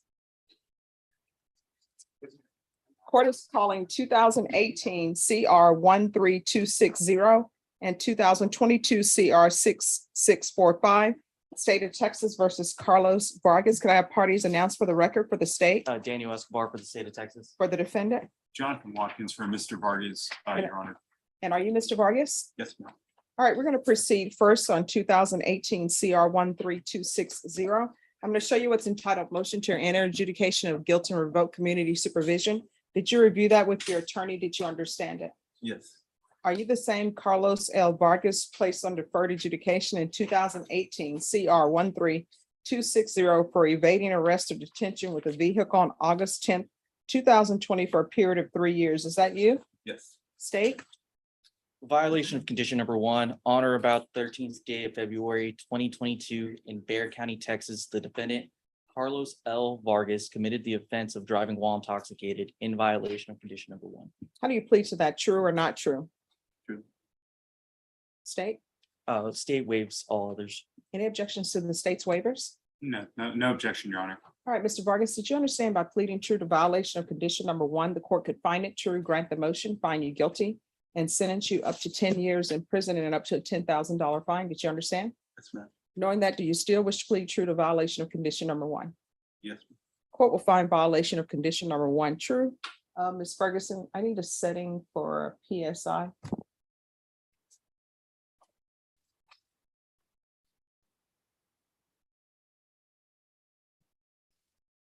Thank you, Judge.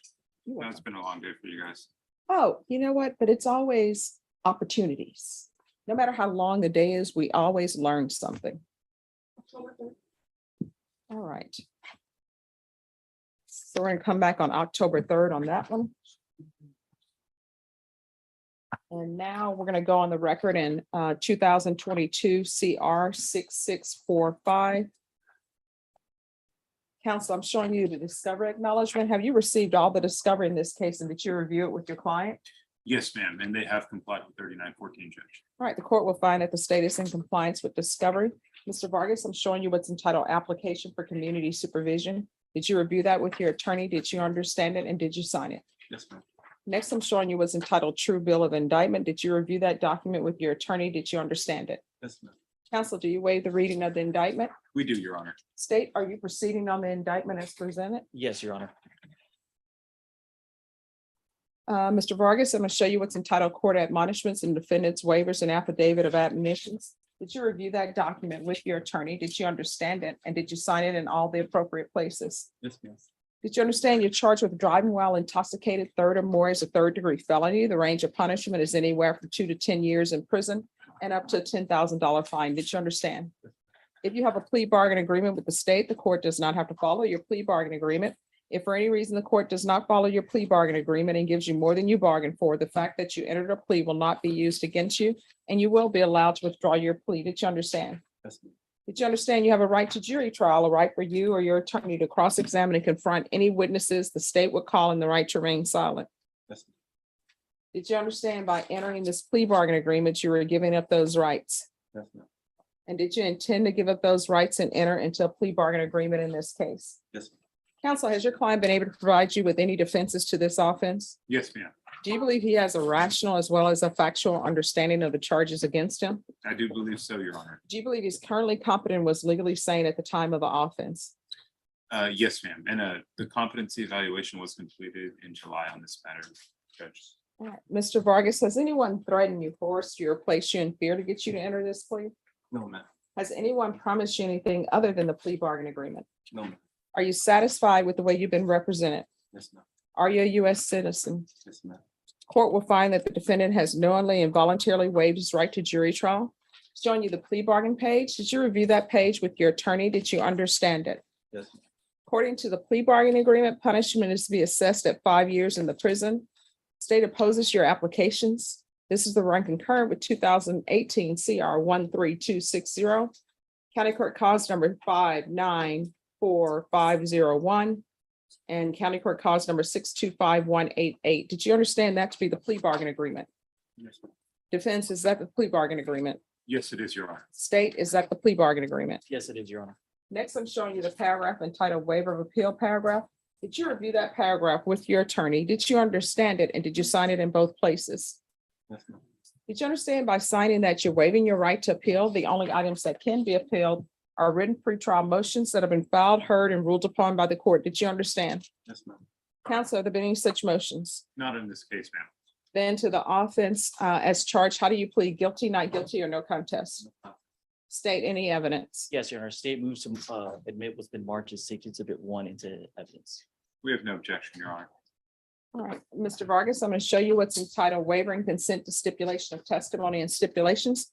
Did you review that document with your attorney? Did you understand it?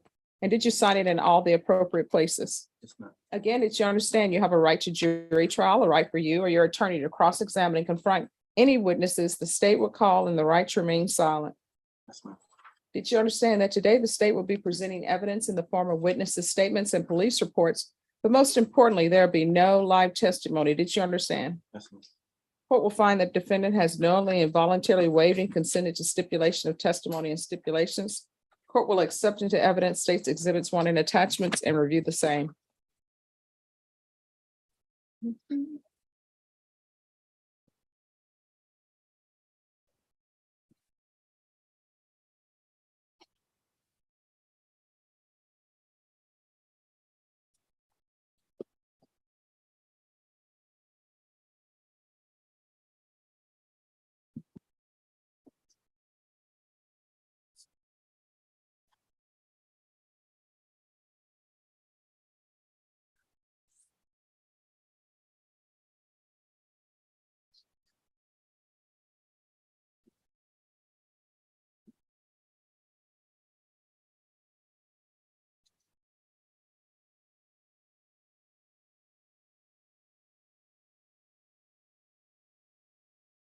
Okay, unless I'm missing it, I don't have a police report in here.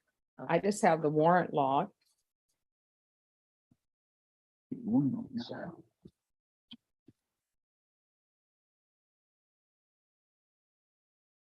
you go, Your Honor. Okay, thank you. Right. All right, thank you.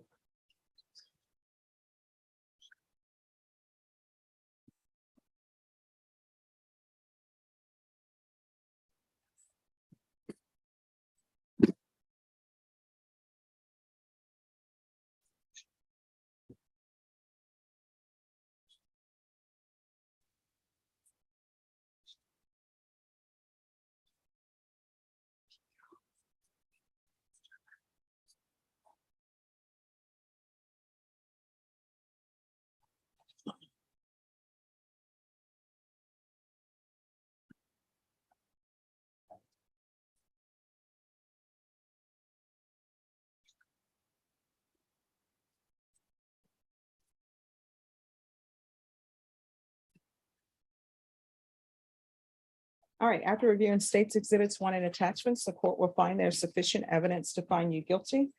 This will be brought back on October 3rd for sentencing. I'm going to request the TAP evaluation. And is there a MIC evaluation? All right, is there anything else from either side? Not related to the plea, Judge. I just had one ancillary matter.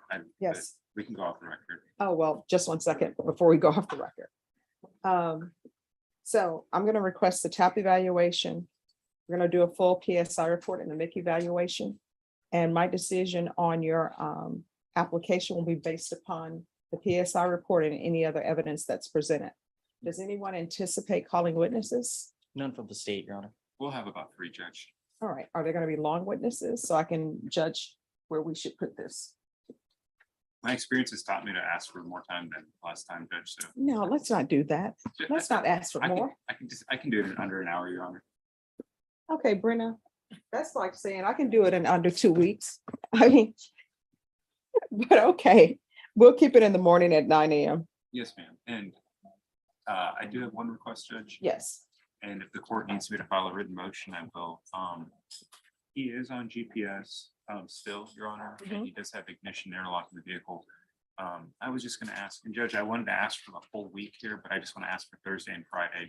His son, I see he's 13. He's 13. I just wanted to see Real fast. if he could have. He was 8, now he's 13, Brenda. I have a That's little bit- okay. I feel like all my clients are my children. It's hard to keep up with all. Yeah, But, that is so true. could he have permission to pick up his son on Thursdays and Friday from school, Judge?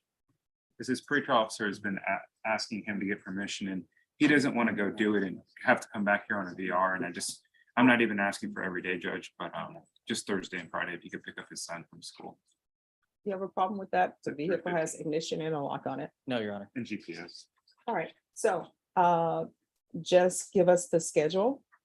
And then and you can fill out the form on the B page Yes, ma'am. and give us the schedule. And you are not allowed to pick up your son without a vehicle, with a vehicle unless it has ignition and a lock on it. You understand? Understood, ma'am. All right, is there anything else? That's it, Judge. Thank you for your All time. right. Your Honor. All right, you're welcome. So Mr. Vargas, between now and then, you better show me something. I will, Your Honor. I will. All right, if there's some classes you need to take to get your life in order, you need to do it. I will, Your Honor. I will. Okay, all right, Ms. Ferguson, we'll give you a reset form, and if you'll get that information to me, Mr. Watkins. Yes, ma'am. All right, thank you. Thank you, Judge. You're Thank you, Your Honor. All right, you too. Thank you, Your Honor. All right, so are we ready on your client? Judge, that's calendar days now, actually ready. Okay, 10 minutes. Yes. All right, Brenda, can we put him on a timer? Thanks, I appreciate that. I'll bring it stuff.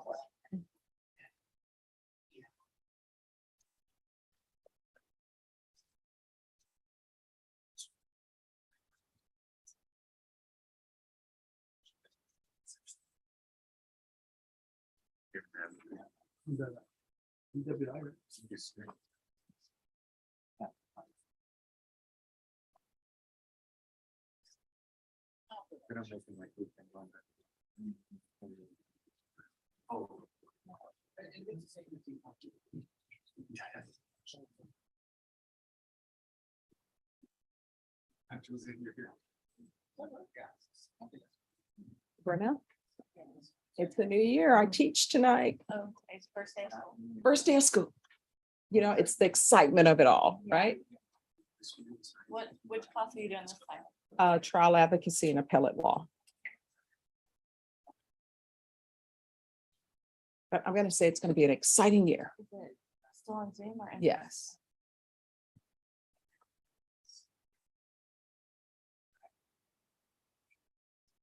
Which works well in case we're running late.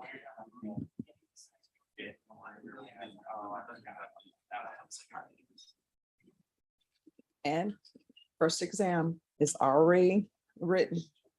You can give it tonight. No, okay, that would shock them, right? Here's your first exam. But in my neighborhood, so many children are starting class and it's like their first day of class. One of my neighbors was taking a photo of his daughter for her. And I'm like, lift the camera higher. He's like, he's my new neighbor. He's like, I don't know what I'm doing. I'm like, okay, I'll come over. And she's like, thank you. But it's always exciting. And time flies by so quickly. One of my friends, she's like, oh, she's a sophomore in high school. And I'm like, I was just holding her. She couldn't even walk. Wasn't that yesterday? Oh, it does. Brenna, once all your children grow up, my mom says, when you drive past their school, you're going to cry. You're going to be like, my babies are all grown. Yeah.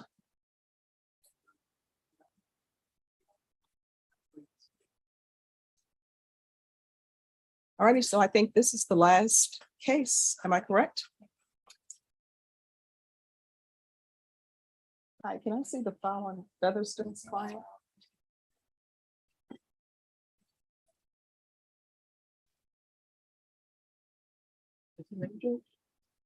Featherston, what's your client's name?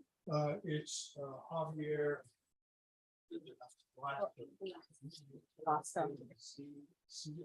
Are there other files in there that we have not taken care of? I'm gonna marry you right now. Okay, yeah, that should be there. All right. Board is going to call 2021 CR 1462 State of Texas versus Javier Velasco. We have parties approach and announce for the record for the state, Ryan Grimmer for the state of Texas. for the defense. Robert Featherston representing Mr. Velasco. And are you Mr. Velasco? Yes, Your Honor. All right, if you could stand in the center, and Mr. Featherston, if you could slide over just a little bit. All right, Mr. Velasco, I'm gonna show you what's entitled Motion to Enter Adjudication of Guilt and Revoke Community Supervision. Did you review that document with your attorney? Did you understand it? Yes, Your Honor.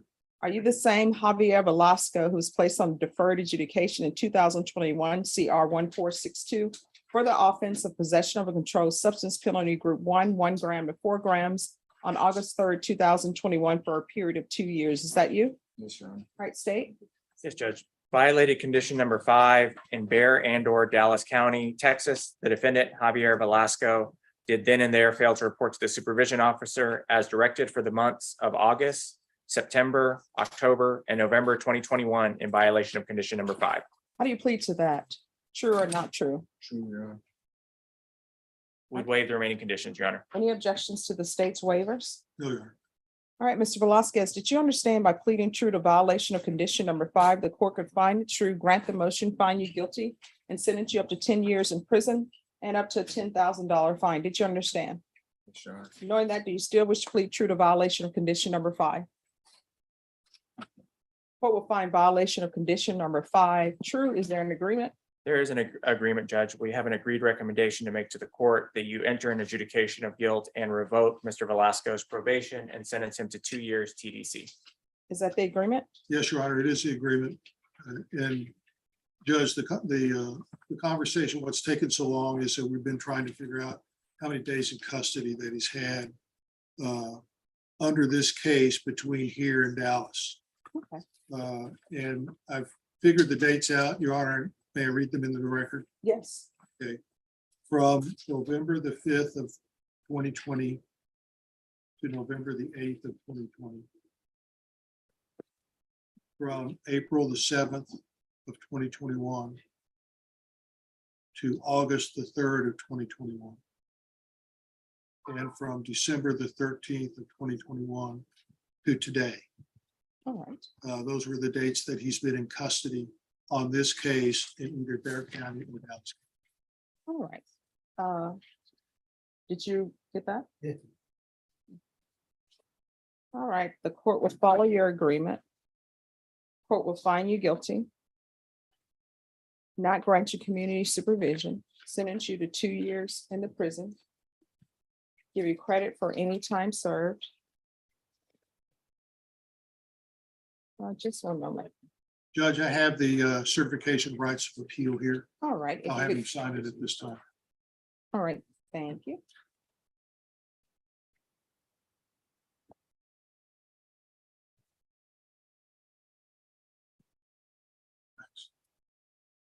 Judge, I'll tender this to the clerk. Oh, just hand it to me. Thank you, Your Honor. You're welcome. All right, Mr. Velasco, I'm showing you what's entitled Trial Court Certification of Defendant's Rights to Appeal. Did you review that document with your attorney? Did you understand it and did you sign it? Yes, Your Honor. All right, because this is a plea bargain agreement, because I followed your plea bargain agreement, because you waive your right to appeal, you now have the court's permission to appeal. Do you understand? Yes, Your Honor. Because this is a felony conviction, you're not allowed to own or possess any weapons or ammunition. Do you understand? Yes, Your Honor. If you have a question over what a weapon or ammunition is, you'll need to speak to an attorney. Do you understand? Yes, Your Honor. All right, good luck to you. We can go off the record. How old are you? 34, Your Honor. All right, what's up with this tattoo underneath your eye? Stands for train to go. I used to box when I was young. It's just a passion that I had.